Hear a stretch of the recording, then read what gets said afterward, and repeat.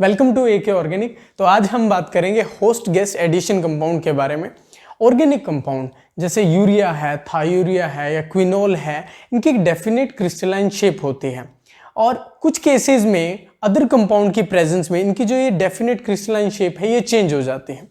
तो organic compounds जिनकी एक डेफिनेट क्रिस्टलाइन शेप है उसे हम यहाँ बोल रहे हैं होस्ट कंपाउंड, और जिनकी प्रेजेंस में इनकी जो ये क्रिस्टलाइन शेप है वो चेंज हो रही है सर्टेन अदर कंपाउंड्स, इन्हें बोल रहे हैं हम गैस कंपाउंड। तो यहां होस्ट गैस एडिशन कंपाउंड की फॉर्मेशन ऐसे होती है। और होस्ट गैस एडिशन कंपाउंड की फॉर्मेशन क्यों होती है? क्योंकि ये जो होस्ट कंपाउंड है इनके जो क्रिस्टल लेटिस में वैकेंट स्पेसेस होते हैं जिनमें ये जो गैस मॉलिक्यूल्स हैं वो एकोमोडेट होते हैं, ठीक है, और तभी जो है होस्ट गैस एडिशन कंपाउंड की फॉर्मेशन होती है। अब आपको क्या ध्यान में रखना है कि there is no chemical bond formed between host and gas molecules. इनके बीच में कोई केमिकल बॉन्ड की फॉर्मेशन नहीं होती, बल्कि सिर्फ weak van der Waals forces of attraction ही होती हैं, ठीक है। अब डिपेंड करता है कि ये जो क्रिस्टल लेटिस है होस्ट कंपाउंड्स का, इसका जो स्पेस है वो किस शेप का है। कि अगर ये जो स्पेस है, वेकेंट स्पेस है क्रिस्टल लेटिस में, जो होस्ट मॉलिक्यूल है इसके क्रिस्टल लेटिस में जो स्पेस है, अगर वो लॉन्ग टनल्स और चैनल्स की फॉर्म में है, तब हम इस तरह के होस्ट गैस एडिशन कंपाउंड को बोल देते हैं इंक्लूजन कंपाउंड। अगर ये जो स्पेस है in the form of a cage की फॉर्म में होता है, तब हम बोल देते हैं उन्हें क्लैथरेट्स। यानी कि जो होस्ट गैस एडिशन कंपाउंड्स है वो क्लैथरेट्स कहलाते हैं, और इन्हें केज कंपाउंड्स भी बोल सकते हैं। तो इसलिए हम इसे दो टाइप में जो है क्लासिफाई करते हैं, इंक्लूजन कंपाउंड्स और क्लैथरेट्स। इंक्लूजन कंपाउंड में हम अगर इसे डिफाइन करना हो हमें, तो हम यहां बोलेंगे if the available space within the crystal lattice of host molecule is in the form of long tunnels or channels, the host gas addition compounds are called inclusion compounds, ठीक है। और क्लैथरेट्स में कैसे बोलेंगे? if the available space within the crystal lattice of host molecule is in the form of a cage, the host gas addition compounds are called clathrates or also called cage compounds। अब इनके कुछ salient features होते हैं। Inclusion compounds और क्लैथरेट्स जो है, यानी कि होस्ट गैस एडिशन कंपाउंड्स जो है वो क्रिस्टलाइन सॉलिड होते हैं, लेकिन ये यूजफुल नहीं होते एज अ डेरिवेटिव। क्यों नहीं होते? क्योंकि ये जो है मेल्ट हो जाते हैं at melting point of host molecule, ठीक है, सेम टेम्परेचर पे मेल्ट हो जाते हैं, तो एज अ डेरिवेटिव ये यूजफुल नहीं है। आपको और क्या ध्यान में रखना है कि इंक्लूजन कंपाउंड्स और क्लैथरेट्स बोथ आर डिफरेंट, ठीक है, क्योंकि तभी तो इन्हें कैटेगराइज किया गया है।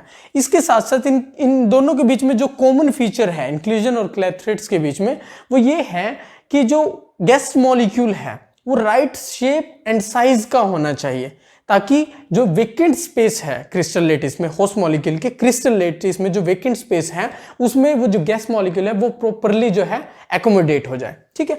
तो ये है the gas molecules of only right size and shape can fit in the crystal lettuce of host molecule. तो ये बातें आपको ध्यान में रखनी है। अब मैं वन बाय वन आपको बताता हूं इंक्लूजन कंपाउंड और क्लैथरेट्स के बारे में। तो जैसा कि मैंने आपको बताया था कि इंक्लूजन कंपाउंड्स में जो अवेलेबल स्पेस होता है with in crystal lettuce of host molecule is in the form of long tunnels और चैनल।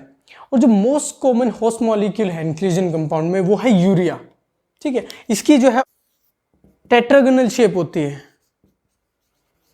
लेकिन जब एक गेस्ट मॉलिक्यूल प्रेजेंट होता है then it crystallizes in the hexagonal lattice. यानी कि जो होस्ट गेस्ट एडिशन कंपाउंड बनता है वो हेक्सागोनल शेप का होता है। तो ऐसे ही जैसे यूरिया एक होस्ट मॉलिक्यूल की तरह एक्ट करता है इंक्लूजन कंपाउंड में, तो इसके लिए ऑक्टेन जो है 2 क्लोरो ऑक्टेन और 1 ब्रोमो ऑक्टेन जो है as a gas molecule act कर सकते हैं, और यूरिया जो है इनके साथ इंक्लूजन कंपाउंड की फॉर्मेशन कर सकता है। ऐसे ही थायूरिया जो है एक होस्ट मॉलिक्यूल का काम कर सकता है यहाँ इंक्लूजन कंपाउंड्स में, और ये जो है ये थायूरिया के केस में एज अ गेस्ट काम कर सकते हैं, एज अ गेस्ट मॉलिक्यूल काम कर सकते हैं, क्योंकि इनकी जो शेप और साइज है वो प्रॉपर है, ताकि ये थायूरिया के जो क्रिस्टल्स हैं, जो क्रिस्टल लेटिस है थायूरिया का, उसके वेकेंट स्पेस में प्रॉपरली फिट हो सके, ठीक है। इसलिए ये एज अ गेस्ट एक्ट कर सकते हैं इस पे। अब देखो जैसे यूरिया के बारे में मैंने बताया, ये होस्ट है और ये गेस्ट एक्ट कर सकते हैं और इंक्लूजन कंपाउंड की फॉर्मेशन हो सकती है। तो अब देखो ये जो हैं ये वाले, ये इनकी राइट शेप और साइज नहीं है ताकि ये इसके साथ एज अ गेस्ट एक्ट कर सके। तो अगर इन दोनों कंपाउंड्स का ये एज अ गेस्ट एक्ट कर सकते हैं यूरिया के साथ, ये नहीं कर सकते, तो अगर इनका मिक्सचर है हमारे पास तो हम सेपरेशन कर सकते हैं उस मिक्सचर में से। तो इंपॉर्टेंट पॉइंट में ये लिखा है कि n alkanes can be separated from its branched isomer. ठीक है, अब देखो ये जैसे ऑक्टेन है और 2-क्लोरोक्टेन, अगर इसका मिक्सचर है तब तो हम नहीं कर सकते क्योंकि इंक्लूजन कंपाउंड, दोनों ही इंक्लूजन कंपाउंड बनाएंगे यूरिया के साथ। लेकिन अगर ऑक्टेन और 2-मिथाइल ऑक्टेन है उस केस में ये तो बनाएगा, ये नहीं बनाएगा। तो सर्टेन केसेस में alkanes can be separated from its branched isomers, और ये कई जगह जो है रेसिमिक मिक्सचर की सेपरेशन में भी यूज किया गया है। इसके साथ साथ जो स्टार्च आयोडीन कॉम्प्लेक्स है, इसका वेल नोन एग्जांपल है इंक्लूजन कंपाउंड का। अब स्टार्च के दो कंपोनेंट होते हैं, अमाइलोज और अमाइलोपेक्टिन।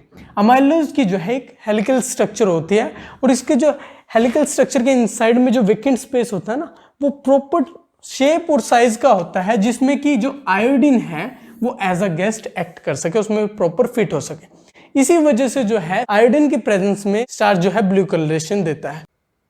तो अब बात करते हैं क्लैथरेट्स की, जिन्हें हम केज कंपाउंड्स भी बोलते हैं। सो अगर इसे डिफाइन करना हो तो cage compounds are those host guest addition compound in which the host molecule has cage like cavities, यानी कि जो क्रिस्टल लेटिस है उस मॉलिक्यूल का उसमें केज लाइक कैविटीज होंगे।